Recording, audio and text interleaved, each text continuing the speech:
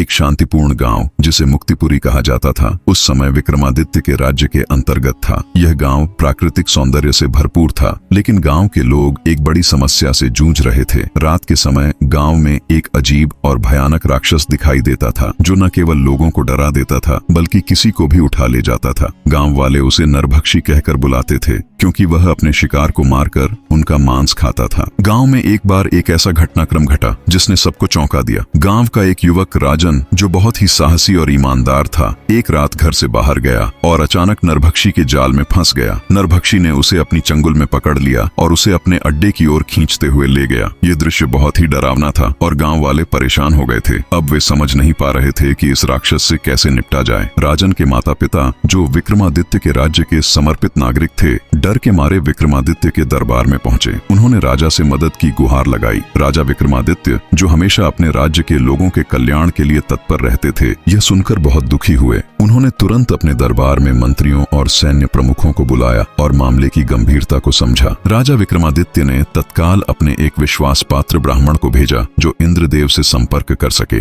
यह कोई सामान्य समय नहीं था और राजा विक्रमादित्य ने समझा कि इस संकट से निपटने के लिए इंद्रदेव की शक्ति की आवश्यकता हो सकती है। ब्राह्मण ने इंद्रदेव से संपर्क किया और विक्रमादित्य के राज्य के लिए मदद की प्रार्थना की। इंद्रदेव ने ब्राह्मण से कहा, तुम्हारे राजा का दिल सच्चा है और वह अपने राज्य के लिए हर कुर्बानी देने को तैयार है। मैं उसे एक शक्तिशाली अस्त्र प्रदान करूंगा, लेकिन इस राक्षस के बारे में एक गहरा रहस्य छिपा है। नरभक्षी कोई सामान्य राक्षस नहीं है, वह एक प्राचीन दैत्य है जिसे किसी महान तपस्वी ने श्रापित किया था और अब उसकी शक्ति से उसे हर कोई भयभीत है। इंद्रदेव ने राजा विक्रमादित्य को एक दिव्य अस्त्र दिया जो नरभक्षी का सामना करने के लिए अत्यधिक प्रभावी था। साथ ही उन्होंने राजा को यह भी बताया कि नरभक्षी को सिर्फ शक्ति से हराया नहीं जा सकता, उसके लिए एक विशेष मंत्र की आवश्यकता होगी जो राजा को खुद के अंदर से ढूंढना होगा। यह मंत्र केवल एक शुद्ध और साहसी दिल वाले व्यक्ति द्वारा ही उपयोग किया जा सकता था। राजा विक्रमादित्य ने इंद्रदेव से प्राप्त अस्त्र के साथ और मंत्र की खोज में एक लंबी और कठिन यात्रा पर निकलने का निर्णय लिया। यह यात्रा उन्हें जंगली पहाड़ों, खतरनाक जंगलों और रहस्यमय गुफाओं से होकर गुजरने वाली थी। रास्ते में उन्हें कई अजीब और खतरनाक प्राणियों का सामना करना पड़ा, लेकिन राजा विक्रमादित्य ने अपने साहस और बुद्धिमानी से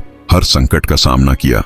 राजा विक्रमादित्य को समझ में आया कि इस यात्रा का उद्देश्य केवल नरभक्षी से लड़ने तक सीमित नहीं था, बल्कि यह एक आत्मज्ञान की यात्रा थी। मंत्र वह शक्ति थी जो उनके अंदर पहले से ही मौजूद थी और इसे जागृत करना उनकी सबसे बड़ी चुनौती थी। राजा विक्रमादित्य ने अपनी यात्रा पूरी की और नरभक्षी के अड्डे तक पहुंचने में सफल रहे। वहां उन्होंने देखा कि नरभक्षी ने राजन को बंधक बना रखा था और वह उसे अपनी भूख को शांत करने के लिए मारने ही वाला था। राजा विक्रमादित्य ने अपनी तलवार उठाई और नरभक्षी से कहा, आज तेरा अंत होगा, तू अब और निर्दोषों को तड़पाने नहीं आएगा। नरभक्षी ने हंसी में कहा, तुम सोचते हो कि तुम मुझे हरा सकते हो? मैं एक प्राचीन राक्षस हूँ जिसका अस्तित्व समय के साथ अमर हो चुका है। राजा विक्रमादित्य ने अपने दिव्य अस्त्र से हमला किया, लेकिन नरभक्षी की ताकत बहुत ज्यादा थी। तभी राजा को याद आया वह मंत्र जो इंद्रदेव ने उसे दिया था। राजा ने गहरी सांस ली और उस मंत्र का उच्चारण किया। जैसे ही मंत्र निकला, एक अजीब सा प्रकाश चमका और नरभक्षी की शक्तियां कमजोर पड़ने लगीं। राजा विक्रमादित्य ने इसका लाभ उठाया और नरभक्षी को उसकी पूरी शक्ति के साथ पराजित किया। नरभक्षी एक आखिरी चीख मारते हुए मरा और उसकी आत्मा को शांति मिल गई। राजन को मुक्त किया गया और विक्रमादित्य ने उसे सुरक्षित घर वापस भेजा। इस कहानी का अगला भाग जल्दी ही आएगी, तब तक आप हमसे जुड़े रहे।